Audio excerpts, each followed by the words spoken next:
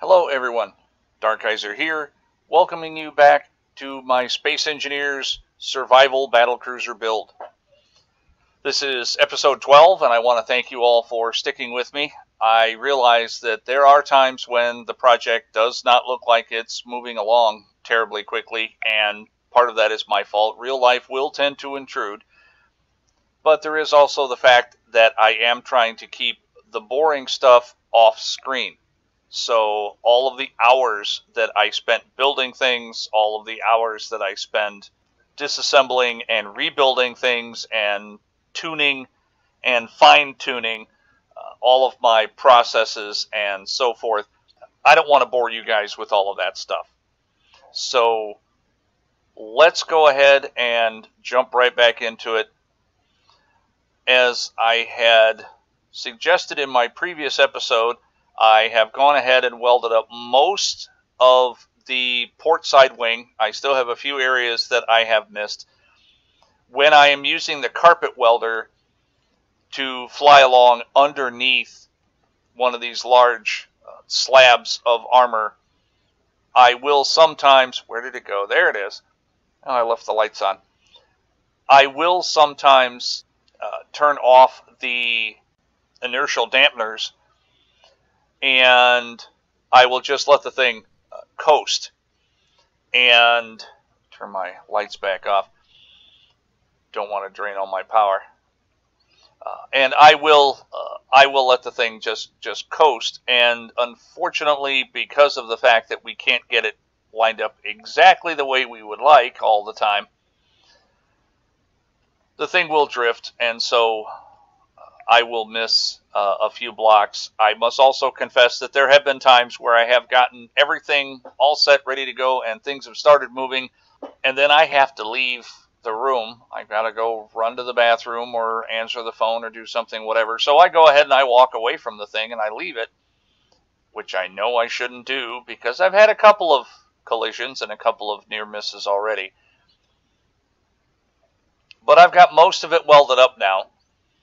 And so soon I hope to be moving on. We're going to start getting everything welded up back here, and then I'm going to start building up the area back here. I'm going to put an armored skirt, for lack of a better term, around the thrusters so that since they are so large, they tend to stick out so far that in combat I would be able to shoot at these things from the side of the ship, and I don't want to have them be that vulnerable. They're tough, but they're not invincible.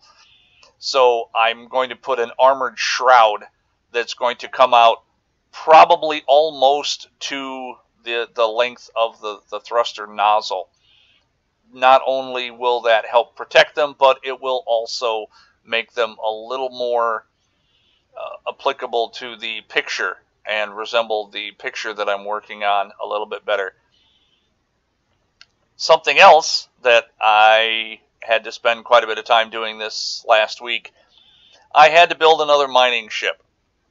As I had mentioned in episode 11, I was hoping that I could get the Battlecruiser moving, and I had put just a large number of drills on the front of the ship, and I was going to convert the entire thing into a gigantic moving project with the drills on the front and all kinds of storage and refineries and so on and so forth. And unfortunately, every time I tried to convert the thing to the ship, the entire game would just completely lag out or crash out on me. So I'm still hoping for more optimization, but until then I have to be able to mine for resources. So this is the Mark I Arrow. It is somewhat of a departure from some of my other mining ships, primarily because I wanted to make sure that I didn't have any doubts as to whether or not I was going to have enough cargo space. I put on quite a few jump drives, as you can see. I do have quite a few areas that are marked around. You can see some of them on the HUD and so forth. I have had to go far and wide to do quite a bit of exploration. I needed quite a bit of platinum to finish up all of my thrusters and so on and so forth. And so I've been spending a lot of time just exploring and then mining. The ship, for as big as it handles very well, even when it is loaded as full as it is, and right now it's almost 5.5 million kilograms. So as of right now, it's a dedicated mining vessel, and I'm pretty happy with it if I can avoid flying into the thruster and killing myself. I did put a beacon on it because I am still navigationally challenged and I do still lose track of things. I was clever enough to put a camera on the back, and I put a block on top of the connector, and then the whole thing is rigged up to a piston, so I can extend the piston and the camera will go with it. In the past, I have actually connected the camera to the ship, but then as the piston extends, and I start to lose track of what I'm looking at. So I think that this is going to be a better system. At least I certainly hope so, for all of the effort I put into building the thing. So as our last episode was also kind of short, this update is also fairly short. As I said, I managed to get the port side wing welded up.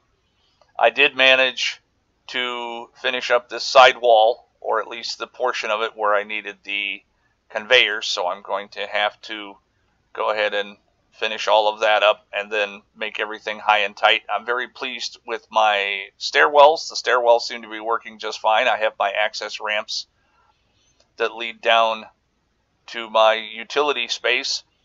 I also have extended this spine, for lack of a better term, that I have running down the central part of the ship to add a certain amount of rigidity and a certain amount of redundancy. This way, this is going to be the last line of defense. If I suffer catastrophic damage on one side of the ship, I want to make sure that at least part of my ship will survive, and so I'm going to have this thing, this monstrosity here, to try to block damage. And of course, I'm going to have to go back again. Poor planning on my part. I'm going to have to go through. I have quite a few areas where I have all of my plumbing and so forth is running back and forth, but I don't know if I have enough. So we're going to have to take a look at that. And about every 15 or 20 blocks, I want to make sure that I have an access route so that I can get from one side of the ship to the other. I don't want to get caught someplace during battle where I can't get from one side of the ship to the other because everything has been smashed or destroyed. So we'll have to plug away. We're plugging along. So that's all that we have for today. As always, if any of you have any specific questions, please feel free to leave them in the comments. If you see something that I missed, and I know that I'm flying around kind of waving the camera around, so your perspective might not be that good, but if you see anything that you think I've missed, some sort of a design flaw, something that certainly I've made enough mistakes on the project already, so if you see something and you think that I need to have a second look at it and make sure I haven't bollocksed something up, then please feel free to leave that in the comments as well. I'm going to continue working on the project, and hopefully I will be able to make some larger strides here in the next few episodes. Now that I've come to the conclusion that I can't convert the project as it is to a ship right away, I think I wasted quite a bit of time trying to set that up. So I hope to be able to make more progress here in the next few episodes. As always, likes are appreciated and subscriptions doubly so. Thank you very much for watching. This is Battlecruiser signing off. Have a good night.